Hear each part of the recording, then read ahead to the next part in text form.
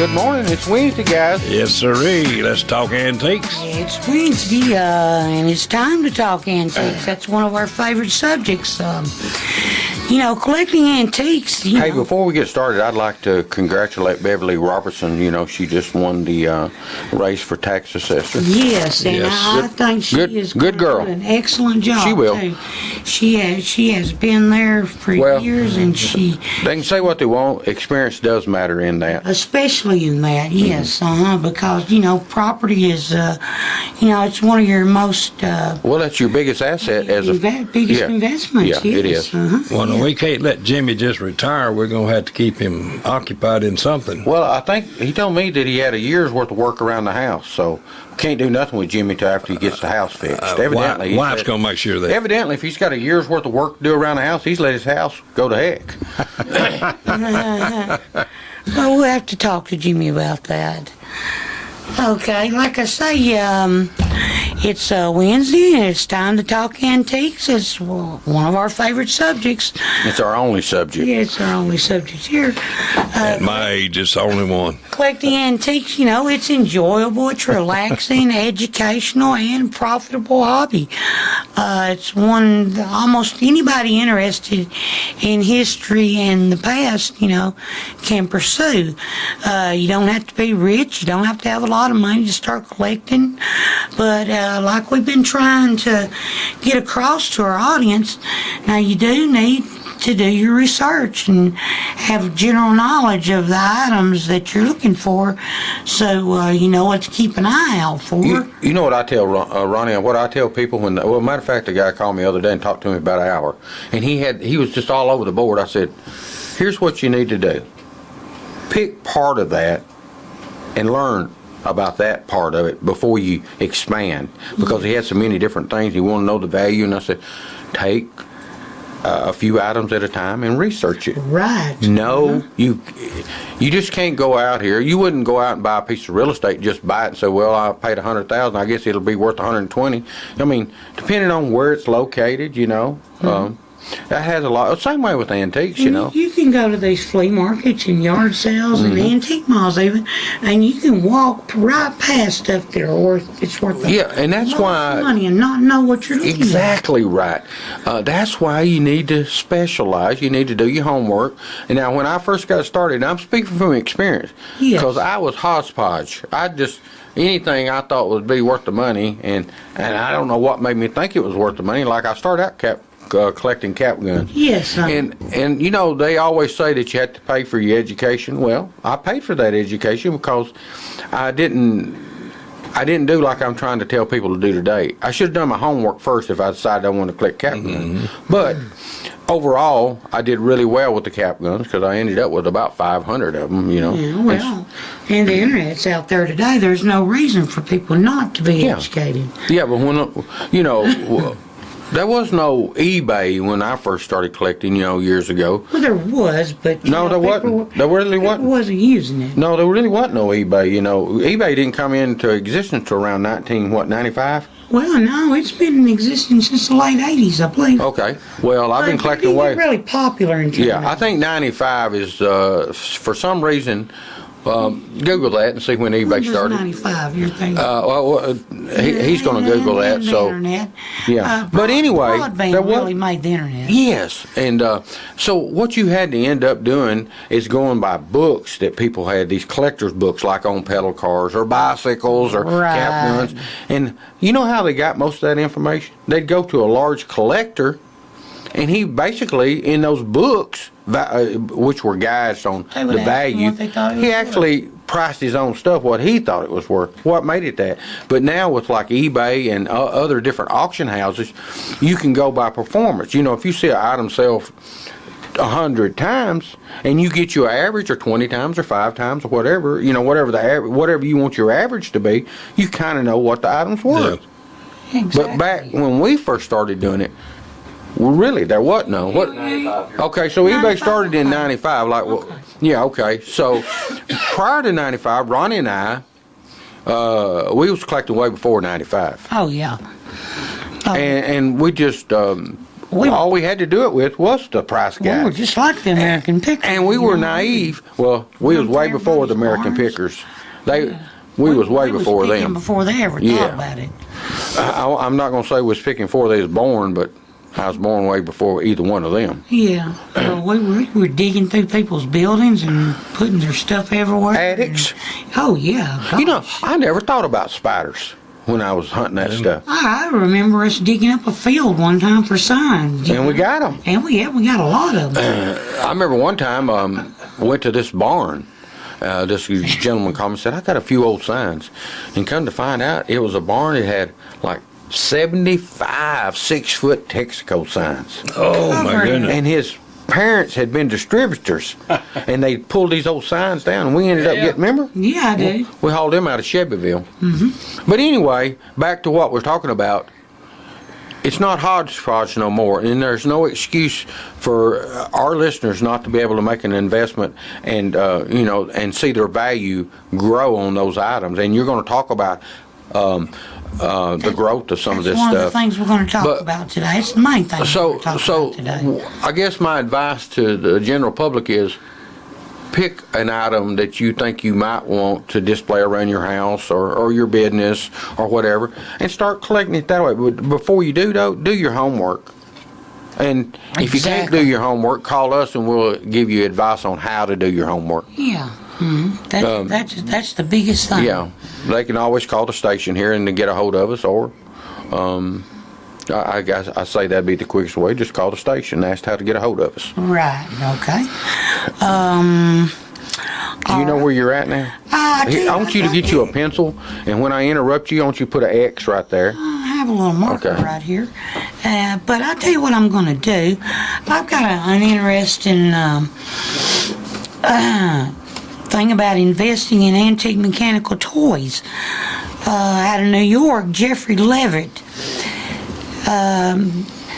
This is an article that I got off the internet. Jeffrey Levitt brims with enthusiasm as he examines one of the antique piggy banks on display at his gallery on fashionable Madison Avenue.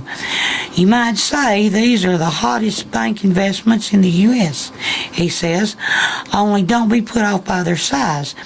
In his hand, an intricately rendered cast iron girl with a gold painted face and yellow dress holds a jump rope.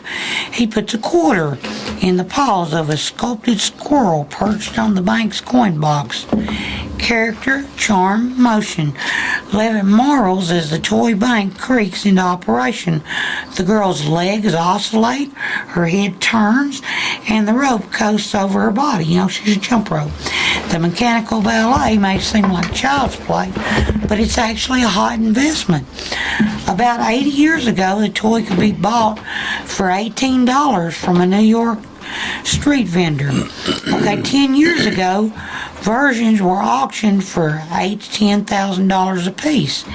Now, Levitt sells each one for $55,000. Now, that's a pretty good return on your investment for 10 years. From $8,000 to $10,000 to $55,000. Live on that. Cheer up, bank investors. While bank stocks are getting pounded, prices on toy mechanical banks, handsomely crafted antique devices made about 100 years ago, now they're soaring. And Levitt, he's 33, has put them within reach of American investors at his gallery. Hey, Ronnie. Yes. I'm going to interrupt you just for a second. You know, we was talking about spiders. Yeah. Well, I just killed one. I thought that's what you might have been after. I'm not going to bring up no spiders no more. Yeah. Okay. Men Boxed. We're talking about these mechanical banks here. Men Boxed, which opened here in September. This gallery we're talking about. Toy collectors are not the only ones taking notice. As buy and hold investments, I recommend them. They beat the pants off bank stocks, at least at the moment, says Charles Peabody, an analysis at Kidder, Peabody and Company. Bank stocks are below their 10 to 12-year lows, yet over a 10-year period, mechanical banks, they've risen steadily. Looking for a long-term investment in a blue-chip bank? Better to invest in Frog on an Arch Track, a creation of James Fallows and Sons of Philadelphia, circa 1880, Levitt says. This much sought-after toy stands about 8 inches tall, weighs 2 pounds, and retails for $225,000. Yeah, but what was it in 1980? In 1980, its market value was $15,000. That's what, 26 years ago? Prices on other mechanical banks have tripled in that period, averaged 20% growth a year, antique experts say. By comparison, the share price of J.P. Morgan and Company, historically one of the stronger U.S. bank stocks, has grown at an 11% annual rate, excluding dividends, according to analyst Raphael Sulfur at Brown Brothers Harriman Company. The opening of Levitt's Gallery marks the first time collectible mechanical banks are being offered over the counter in this country. In the past, they were usually snapped up by wealthy enthusiasts at Sunday morning auctions or after the deaths of avid collectors. Excuse me. About 35 American companies produced the banks between 1869 and 1920, mostly in Pennsylvania, made of various materials such as wood, tin, and lead. The most valuable banks are the cast iron banks. While most collectible toys hail from Europe or are strongly European influenced, Levitt says mechanical banks are an American phenomenon. Now think about that, You know what the banks were originally made for was to teach kids how to save. How to save their money, that's right. That's exactly what they were made for. And they did teach kids how to save. And not only did they do that, they did exactly what you just said. Right. Increased in value. And they've increased a lot in value. Now get off that phone and let's get Well, I'm busy. turning my volume off here because I had a ring there a while. You only got 2 minutes here before we take a break, so you know. Okay. All right. I told you that the banks were an American phenomenon, a quirky byproduct of the new art of industrial design in the years following the Civil War. According to Levitt, the banks offered a creative outlet for the pioneers of industrial production. Levitt himself is a bit of a storybook character. Considered the world's foremost antique toy expert, Levitt of Britain says he has invested a good portion of his inherited fortune in his business. His deadpan face bears a fleeting resemblance to comedian Pee Wee Herman. All right, with that, Ronnie, let's go ahead and take a break. Do you need a part for your car that the dealer just wants too much money for? Well, bring your toolbox and pull the part yourself for huge savings at the CFC Auto Salvage Pick and Pull on Highway 55 between Tullahoma and Manchester. No walking through waist-high weeds here. All of our vehicles are located in our graveled parking lot, up on blocks with room to work. We stock hundreds of cars and trucks, foreign and domestic, new and old, with new vehicles added weekly. You can even search our entire vehicle inventory online. And if your old vehicle gives up the ghost, bring it by. We offer top dollar for your salvage vehicle. Open to the public 7 days a week until dark, so there's plenty of time to come by. That's CFC Auto Salvage Pick and Pull. John Hirschman. I'm one of the original 6 owners of P&H Rentals. Started the company 30 years ago when we saw a need for individual, construction, industrial, and commercial storage. We have trailers and containers for lease and sell. Our physical location is 2947 Old Manchester Highway, Tullahoma, Tennessee. My phone number is area code 931-273-4252. We would like to thank Dr. David Florence for supporting Let's Talk Antiques. See Dr. Florence at 804 Kalon Street in Manchester for all of your medical needs. Call 728-5522 for your appointment today. Most insurances accepted. The Jiffy Burger on the Hillsborough Boulevard in Manchester has been voted as having the best hamburgers in Manchester. Hometown atmosphere, historical memorabilia, and of course those great burgers, salads, chicken, and so much more. It's the Jiffy Burger on the Hillsborough Boulevard in Manchester. Call in orders at 728-4452. You can also order at the convenient outdoor curb service. Hamburgers are made the old-fashioned way at the Jiffy Burger, Manchester's finest hamburgers. Open 7:30 until 9, Monday through Saturday. Madeline's Antiques and Uniques at 6107 Murfreesboro Road in Manchester has been helping collectors find just the right thing since 2008. With 40 quality dealers and a constantly changing inventory of collectibles from the 1800s to the present, they have many unique items in the store and new things coming in daily. Are you looking for the perfect lamp or clock to finish your collection? A vintage lunchbox from your childhood? Well, you can find that plus any number of other unique items in their huge building. With their easy access off I-24, they meet many travelers from around the world and just around the corner that come to buy and sell antiques, or just to stop and have a free cup of coffee and a cookie while browsing around the store. Come visit owner Madeline Kemp and travel back in time at Madeline's Antiques and Uniques. So many memories. All right, are we back? All right, now, before you get started again, you're talking about cast iron banks, but those companies like J.C. Stevens and Hubley, and I don't know, like you said, there was 35 different companies that was in that type of business. Not only did they do the bank side of that, they also done the cap guns. Now, we're talking about early cap guns that actually they didn't have the cylinders and stuff. Like in the 30s, they actually looked like real guns. Right. Yeah. Prior to that, they had basically it was a cast iron piece that looked like a cap gun, kinda. Yeah, but It might have a dog on top of the trigger or on top of the barrel. It might have just all kind of different things, and it might just be shaped basically like a gun. Yeah. But now as time went on, these companies like I was trying to think. I think it's Kenton. I think that was one up in Ohio that done the Gene Autry's first cap guns. Yes. I think it's Kenton. I could be wrong, but I don't think I am.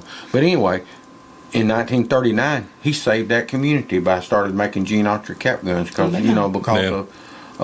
the economic conditions up there. Right. And so.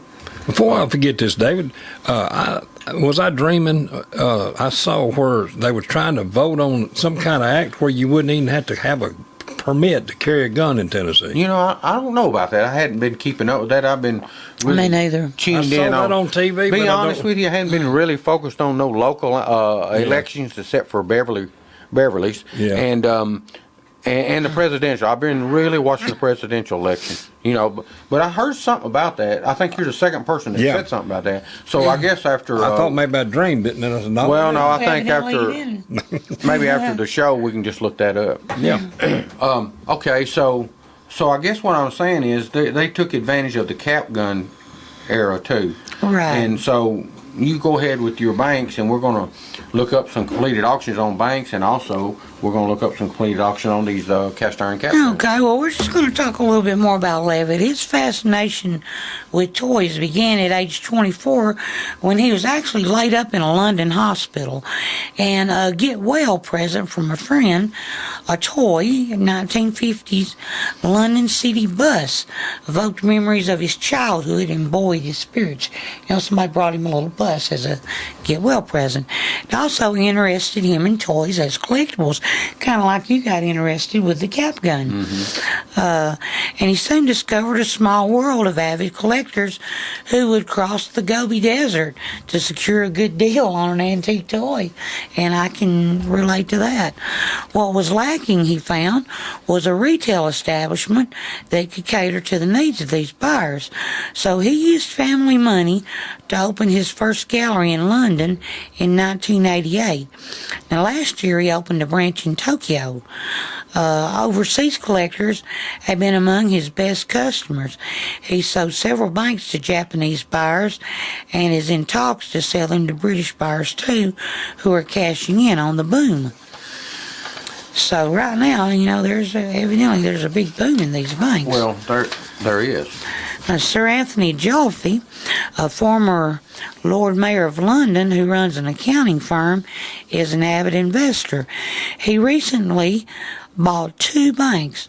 The Magician, made by J.M. Stevens, like Stevens you're talking about, in Cromwell, Connecticut in 1901 for $18,000. And Now, we're talking about a bank that probably didn't retail over. for like $18, $17, No, I doubt $18. it did that. I bet That's it'd be what, like, originally, I bet you that cast iron bank didn't bring 25 cents, Ronnie. I'm talking about in 1800. Oh, yeah, in That's what I'm talking about. 1901. Yeah. Okay. And he bought Professor Pug Frog's Great Bicycle Feat, circa 1892, for $30,000. Now, we're talking about an accountant here and an investor, so, he thinks these are good investments. Well, he's run the numbers. Yeah, he's run the numbers. You're exactly right. Yeah. Without a doubt, they're the best investment I've ever made, he says. I invest in stocks and bonds. My toys have outpaced them all. I am glad that Jeffrey has introduced me to toy banks. Now, his toys have outpaced all these stocks and bonds, like we were talking about. For his part, Levitt has gone to great lengths to buy a mechanical bank. He once caught wind of an East German merchant who had a stash of valuable toys. The owner wanted the most expensive Mercedes, a 560 SEC sedan, in exchange for the collection. With the help of a West German official, the paperwork was cut for the transaction. Levitt bought the car, drove it through Checkpoint Charlie, and returned on foot with a suitcase full of toys, including a mechanical bank. Now imagine that. Back on the 3rd floor of his New York gallery, Levitt examines the details of the Perfection Registering Bank, which dates from 1893, about 6 inches high. The bank features Dorothy from the classic Wizard of Oz. Now you know why he went to such great lengths to get the bank. This is Levitt's personal favorite. Put a dime in the slot, and Dorothy, with Toto in tow, advances along the register. When she reaches the $5 mark, a door opens and the dimes come pouring out. It's a run on deposits, as you say in America, Levitt says. I don't know what year the Wizard of Oz book was written, but the movie didn't come out till about 1939. So, I don't either. So evidently they must have read, that book, because you said that bank was made in 1993. Right. How about it, producer, buddy? He's What year looking. was the Wizard of Oz book written? You can Google that. Yeah, I've heard, but yeah. Yeah. And- But anyway, And you have some cast iron guns and some stuff for us? yeah, but listen, here's something that all that is really interesting and, it excites people, but let me just tell you one thing about cast iron banks. You better know what you're doing, because there is a whole lot of reproductions out there. That's especially Cheap with cast knockoff iron. look. They're Yeah. hard to tell. Very hard to 1900. tell. Okay. So I don't know when evidently that had to be made after 1900 then, even though it said 1893. Yes. But anyway, if that is something after hearing this show that you want to collect, now that is something you really got to be cautious about. You really have to do your homework on those. Oh yeah. Because you see them at flea markets all the time. And cast iron is really, like I say, it's hard. It's hard It'd to be tell hard for the common reproduction. person just to know the Yeah, difference. that's why you really gonna have to be educated Yeah. on that. I remember one time I was visiting a friend of mine. I said, "What you up to?" He said, "Oh, I'm just aging a few things." And so what it was some cast iron stuff. Yeah. And he had it out back, and it was rusting. But here's how you can tell. There is a difference between new rust and old rust. New rust is kind of bright looking. Old rust is dark. I Yeah. mean, there is a difference. So you kind of got to know. Old rust, it thins. Yeah. It thins the cast And iron. it's dark too. Yeah. It's but you, Kind of like to be honest with you, even they can make new us look old. Yeah, exactly. I mean, somebody wants to cheat you. Yeah. And that's the only thing about some of these investments. You got to be really careful on what you invest in. And like I said, if you're going to do the banks, then you really better be cautious. You really need to be educated. Yes. Here's some banks that sold. Here is a Uncle Remus Mechanical Bank. Brought $4,650. Now that is a good-looking bank. Yeah, and had 21 bids. Here's a Easter Church Candy Container Steel Bank, and it brought $3,750 with 60 bids. God, there was a lot of people interested. Now this is in all that cast bank. iron stuff. Hard to find. Magician Magic Cast Iron Mechanical Bank. Now we were talking about him a while Okay, ago. J and E Stevens and Company, 1901. Okay, it's a magician. That bank brought $2,928 and had 36 bids. Evidently, that was a bargain. Now here's Somebody one got a I've seen bargain several on that. times. Out, and I never did collect the cast iron banks because, to be honest with you, I didn't think I was sharp enough to start collecting them. The only way I'd collect a bank is like when I used to buy marbles. If I bought it from a family that I know that was in the family, because they make new marbles. Right. And I'm not educated enough to know the difference. So I always bought my marbles. Now I've learned some over the years, but I always bought my marbles. From people that actually had them, all. Right. And that's the same way about a bank. Do we need to take a break? We can keep going. Okay, we can keep going. Okay. Okay. Here is here's Teddy. Here's Teddy. Here's Teddy Roosevelt and a mechanical bank that we was just talking about.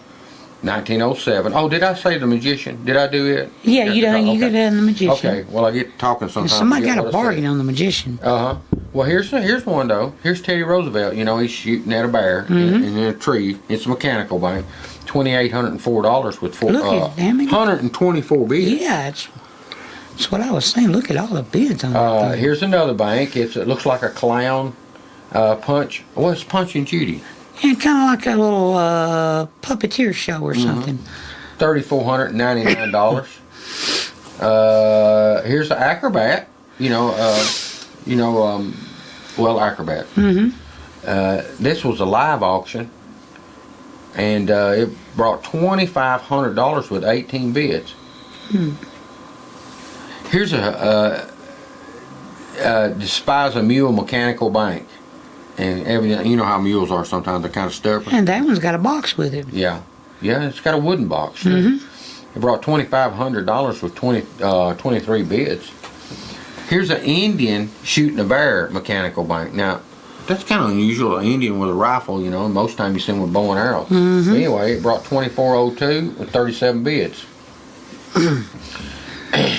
Here's a boy on a trapeze, $1,695. Oh, here's a good one. Here's a Shepherd Hardware Company Circular 1886 Uncle Sam cast iron mechanical bank. Now these are one that I actually have seen a lot of reproduction of, this Uncle Sam bank. But this one here brought $2,000. Let me see what else we got. Here's another Uncle Sam, $2,250. Let's see what we got here. There's another J.E. Stevens. Yeah, let's see what we got here. Here's a clown bank, $1,445, 35 bids. How much time we got for the break? You want to take a break or you want to go on? John Hirschman. I'm one of the original 6 owners of P&H Rentals. Started the company 30 years ago when we saw a need for individual, construction, industrial, and commercial storage. We have trailers and containers for lease and sell. Our physical location is 2947 Old Manchester Highway, Tullahoma, Tennessee. My phone number is area code 931-273-4252. The Jiffy Burger on the Hillsborough Boulevard in Manchester has been voted as having the best hamburgers in Manchester. Hometown atmosphere, historical memorabilia, and of course those great burgers, salads, chicken, and so much more. It's the Jiffy Burger on the Hillsborough Boulevard in Manchester. Call in orders at 728-4452. You can also order at the convenient outdoor curb service. Hamburgers are made the old-fashioned way at the Jiffy Burger, Manchester's finest hamburgers. Open 7:30 until 9, Monday through Saturday. Madeline's Antiques and Uniques at 6107 Murfreesboro Road in Manchester has been helping collectors find just the right thing since 2008. With 40 quality dealers and a constantly changing inventory of collectibles from the 1800s to the present, they have many unique items in the store and new things coming in daily. Are you looking for the perfect lamp or clock to finish your collection? A vintage lunchbox from your childhood? Well, you can find that plus any number of other unique items in their huge building. With their easy access off I-24, they meet many travelers from around the world and just around the corner that come to buy and sell antiques, or just to stop and have a free cup of coffee and a cookie while browsing around the store. Come visit owner Madeline Kemp and travel back in time at Madeline's Antiques and Uniques. So many memories.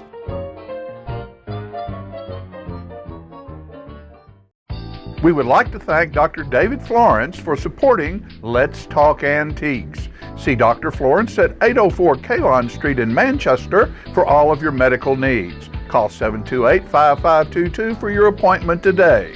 Most insurances accepted. Need a part for your car that the dealer just wants too much money for? Well, bring your toolbox and pull the part yourself for huge savings at the CFC Auto Salvage Pick and Pull on Highway 55 between Tullahoma and Manchester. No walking through waist-high weeds here. All of our vehicles are located in our graveled parking lot, up on blocks with room to work. We stock hundreds of cars and trucks, foreign and domestic, new and old, with new vehicles added weekly. You can even search our entire vehicle inventory online. And if your old vehicle gives up the ghost, bring it by. We offer top dollar for your salvage vehicle. Open to the public 7 days a week until dark, so there's plenty of time to come by. That's CFC Auto Salvage Pick and Pull. All right, we're back, but Philip, our producer, looked up something while we was on a break that was really interesting and really surprised me. Yeah, me too. Squeeze in here. So David got me looking at The Wizard of Oz on the internet, and the original book was written in 1900, and the author, I'm sorry, I should be more organized. L. Frank Baum wrote the book, and he never intended to write a sequel, but he got thousands of letters from children.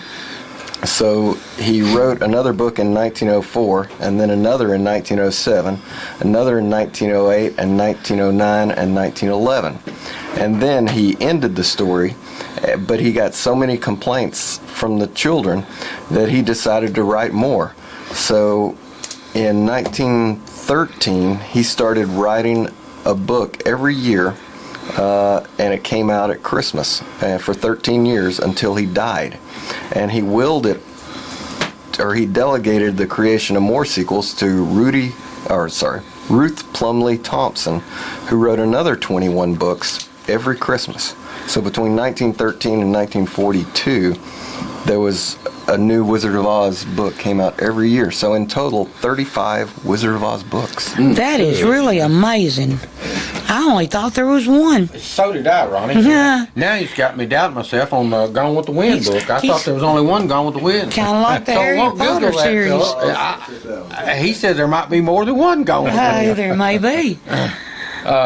Anyway, just a few more of these.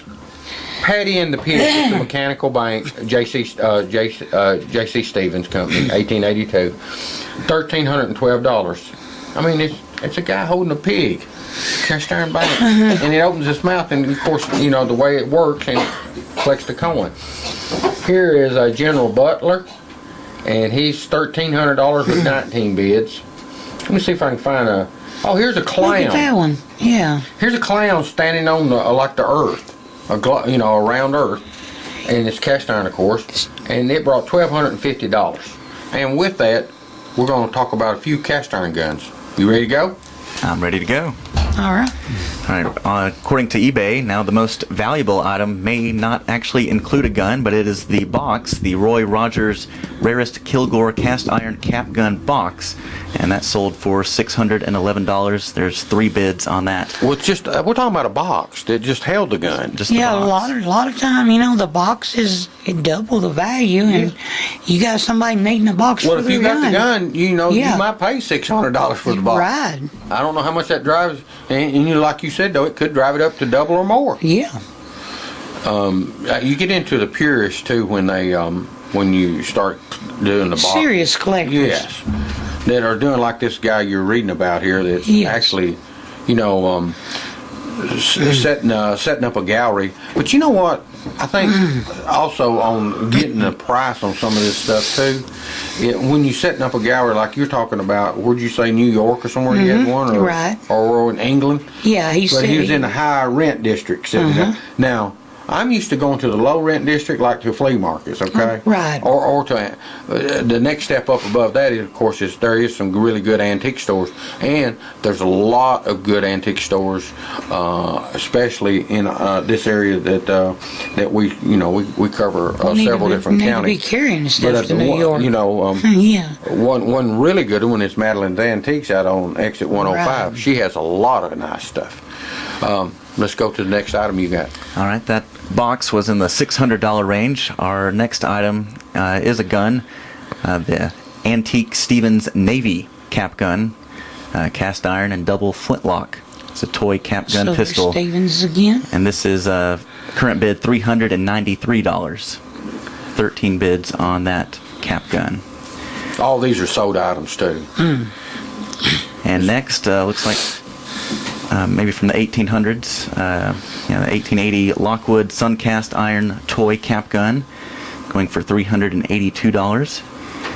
We have a vintage G. Schmidt gun with holster. That's George Schmidt's. Here's one where the seller thinks it's from the 1800s. Very rare antique Lockwood Suncast Iron Toy Cap Gun. Here's a 1876 Stevens cast iron cap gun. What kind of price is on it? That's $357. Okay. These are all in the $300 range. What kind of bids on some of them? Did they have several bids? Let's see. We have 13 bids on the 1876 Stevens cast iron. 7 bids on the Lockwood pistol.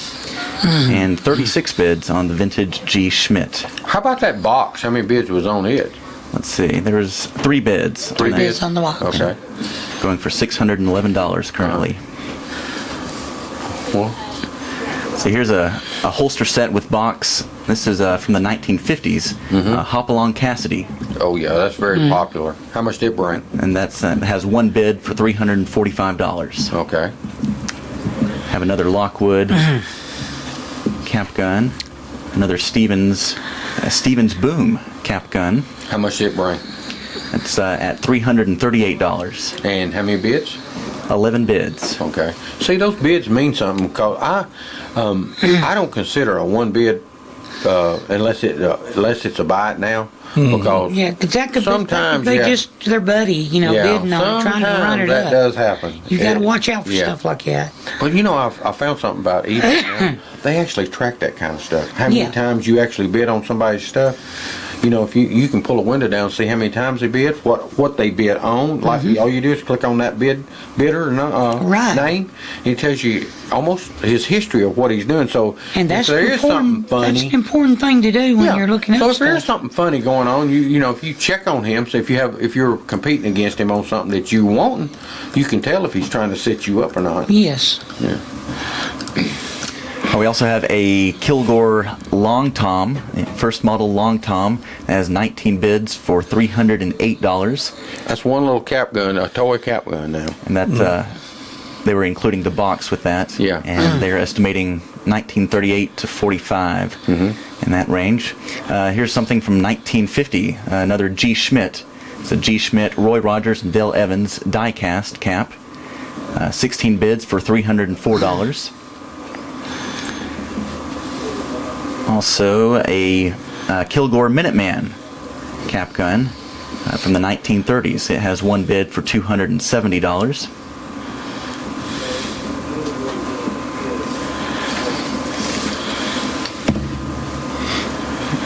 And trying to find one we haven't seen yet. Yeah, here's an interesting one. A cast iron Dandy from 1887. That has 14 bids for $251. Now, and that thing don't do nothing. I mean, it don't. It's almost like if you can almost imagine a fly swatter and you designing it into a cap gun. Taking it and bend it and You know, it's almost like some of those guns are. You know, they don't do nothing. You know, I mean, like the 50s stuff you're talking about and the 30s stuff, it actually has cylinders that rotate. This stuff, like the 1800 stuff, you can see that it don't rotate. But it was still a cap gun. An expensive cap gun. And got some age to it. Why don't you give us about one more, something unique there, and we'll wind this cap gun deal up. You got one more? Let's see. From the 1900s, here's a Carnival Faircast. It has 7 bids for $210. I've never heard of that. All right.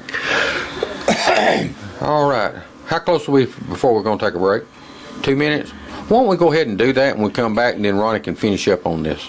Madeline's Antiques and Uniques at 6107 Murfreesboro Road in Manchester has been helping collectors find just the right thing since 2008. With 40 quality dealers and a constantly changing inventory of collectibles from the 1800s to the present, they have many unique items in the store and new things coming in daily. Are you looking for the perfect lamp or clock to finish your collection? A vintage lunchbox from your childhood? Well, you can find that plus any number of other unique items in their huge building. With their easy access off I-24, they meet many travelers from around the world and just around the corner that come to buy and sell antiques, or just to stop and have a free cup of coffee and a cookie while browsing around the store. Come visit owner Madeline Kemp and travel back in time at Madeline's Antiques and Uniques. So many memories.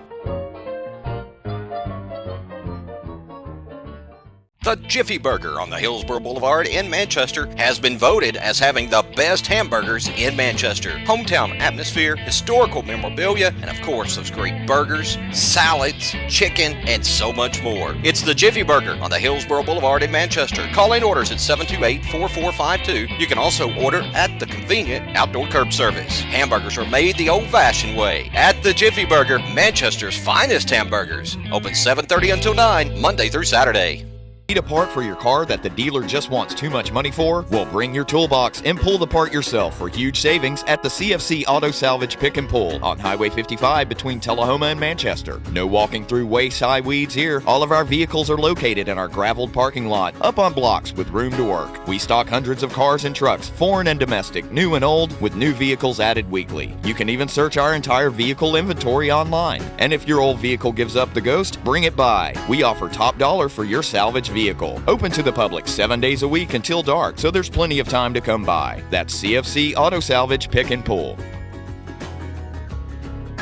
My name's John Hirschman. I'm one of the original 6 owners of P&H Rentals. Started the company 30 years ago when we saw a need for individual, construction, industrial, and commercial storage. We have trailers and containers for lease and sell. Our physical location is 2947 Old Manchester Highway, Tullahoma, Tennessee. My phone number is area code 931-273-4252. We would like to thank Dr. David Florence for supporting Let's Talk Antiques. See Dr. Florence at 804 Kalon Street in Manchester for all of your medical needs. Call 728-5522 for your appointment today. Most insurances accepted. All right, we're back. All right. All right, what you got there, Ronnie? You got some. You got a list here about what not to do. I sure do. I have some ups and downs that I wanted to talk about, since we're talking about investing today, and we're talking about collecting as an investment. That's the main thing that we try to drive home with every show. Now, there's a number of unique upsides that you cannot replicate with anything else. Like the antiques. Number one is they're tangible assets.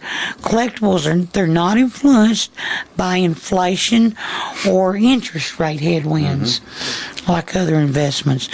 There's a low correlation to the stock market. Collectible markets rarely move in tandem with the economy. You know what I found though, Ronnie, on the stock market, and it probably is low, but it seems like every time that it has a meltdown, the group that I know, it seems like their sales pick up a lot. In the signs and the machines and pumps and that type of stuff. And people are actually taking some of their money and putting it in that. So it does have a relation. I know Well, for a fact. there's a growing rarity. It's all about supply and demand. Mm-hmm. Over time, historic collectibles become scarce because they're lost, they're damaged. They enter museums, in institutions, and private collections. The tax differences. Many items that are collected, they're considered as wasting assets, and they do not factor into inheritance or capital gains tax calculations. Also, you have personal control over your investments. You hold on to the assets. You don't have to worry about a Bernie Madoff figure bilking you out of your money or anything else like an investment bank run. You know what I say about that, and I've said it several times on the show. One good thing about collecting the type of stuff I do, you sit down to Jiffy Burger all the time, all the different vintage signs and stuff we got there. Not only is the value of it growing, you get to enjoy it. Right. Now, when you invest in stocks, I guess the whole purpose of that is hopefully that it will grow, but it's not like having something that you can see every day. Right. You don't look at your stock certificate every day, but something about like these signs, and you know, you're going to be more. People are diversified more now. They're not just all into stocks. You know, they want your portfolio to be diversified, and they're even including these type of things. More and more of these brokers, you know, they're recommending. Well, they're actually starting companies that do that type of investment. They have companies that do that, yes. And like I say, it's a tangible asset. It's, like you say, it's something that you can look at, that you can touch, that you can hold, you know, and it's going to grow in value. Another potential upside is the ability to capitalize on arbitrage situations. You know, this approach has been glorified on TV shows like American Pickers and Pawn Stars. Now, there's all sorts of reasons why people are willing to sell their items for less than they're potentially worth. When you get down to here, stop and don't even read that part. I want to read this before we run out of time. Good, okay. Sometimes they, we were talking about the reasons why people are willing to sell items for less than they're worth. Sometimes they simply don't know the item's true value. Yeah, and we've already talked about that earlier, that you need to educate yourself. Right, especially if you're a buyer. Right. Other times they're just desperate and they need the cash. Yeah. You know, estate and yard sales, along with flea markets, they often hide massive profit potential. But you really have to know exactly what you're buying and what it's worth, because dealers and sellers, they prey on overconfidence in buyers. Oh yeah, and you're right. I've seen people that collected all their life, and they know their product that they collect, but that's just something you got to consider too, and you got to educate your family. My family's educated about it, so I'm not worried about if something happens to me. You have educated. But I have seen a lot of families, you know, when the person that did collect it passed away, they didn't really know how to get rid of it, and have no idea what and it's I've worth. seen them stick them in yard sales and not knowing the value. And well, like Humbles, I knew this little old lady, and she done it before I even knew it. And I don't know that much about glassware, but she sold things that was worth $50 for 50 cents. I mean, she didn't. Her family did before she passed away. Right, because they didn't have you a gotta clue be what really it was. careful on that kind of stuff. They thought it was just something she had sitting around. Yeah. Well, let me get my eyes on here, Ronnie. And Okay, here's an 'cause you're gonna interesting need 'em thing for that that. you gave me. It says where the smart money is looking these days. Okay, now I'm just going to read a few excerpts of this here. It says, how much time we got? About 5 minutes. Okay. It says this, and here's about Chinese ceramics. You know, the older Chinese ceramics. Right. It says that the annual rate of increase on the value is 23.2%. Now, this is a company that done all these studies. Right. It says compared with 2.6 for common stocks and 6.4 for conventional bonds. That's a big difference. Big difference. Huge difference. It says one Wall Street most respected investment house, Salmon Brothers, have compiled and compounded annual rate of growth in the value of 7 investment alternatives covering a 9-year pre-period ending last June. Here's what the figures show. Chinese ceramics, we already talked about that. Right. Okay. Gold up 16%. Old Masters, that's art. Right. Old Masters, 13%. Oil properties up 12.5%. Coins up 12.3%. Now, and they got farmland in here, up 11.1%. Housing up 8.6%. I don't know when that is. I guess it is eased back up. Yes. It actually has. Yeah, and certain areas. Yes, and I tell you, It depends on the area. that's another story too. But I always said real estate is a good investment, and Yes. I'll still hold my ground on that. It is a good investment. And let me see what it says here. So these companies are actually these broker houses are actually looking at this type of stuff. Yes. It says well-chosen old stamps have been increasing in value of 10 to 15% annually, and a selected group of issued stamps, newly issued stamps. Now, see, it says they're growing about 5%, but I have a problem with this new stuff. I do too. I worry about that kind of stuff. I'd rather invest in something like when I told you the story about when in the 80s and 90s everybody got hot on all the new cards and they were letting the old baseball cards like the Mickey Mouse and Roger Maris, they didn't really think that much about them. Right. And I just thought, well, that can't be right. So then I started buying those. old Right, and you Mickey done Mouse. very well with Yes. them. I remember. And before you know it, the bottom fell out of the new stuff. And guess what? The old really surged up. Yeah. Well, let me see what else it says here. Now, two of the biggest brokerage houses are making tentative probes for moving into this market. And then this is the market we're talking about. Merrill Lynch and Fiener and Smith. Okay, let me see what it says. Eventually, offer to its clients this type of investment. Right. That's what we're talking about. And let's see what it says here. Since counselors have been advising the customers to keep at least 10 or 15% of their money in this type of investment, and we're talking about We're the talking antique about side. these tangible antiques. So we're talking about having a diversified portfolio, and this is what we're talking about. They're saying put about 10 or 15% in there. And now they've got these companies out looking for this stuff that they can add to their clients. Here's four things that, They can and we've sell to already them. talked about it, but this article's talking about it too. Yes. Here's four things you need to do if you're going to get started in this. Know your subject. Right. We've already talked about We've that. been trying to drive that home. Well, learn to be an expert about your Yes. subject. Buy carefully, and don't expect a quick killing. Right. That's what I've been saying for years.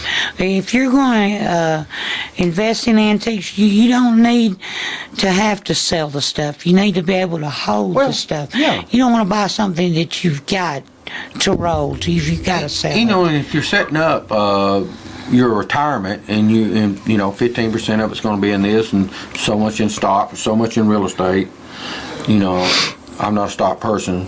I'd be more the real estate person. Yes. And this type of stuff. But anyway, so you're more diversified. You have like 4 or 5 things that you have some cash and that type of stuff. So you end up when you do get ready to retire, you should be in good shape. Right. And with that, we're going to have to get out of here.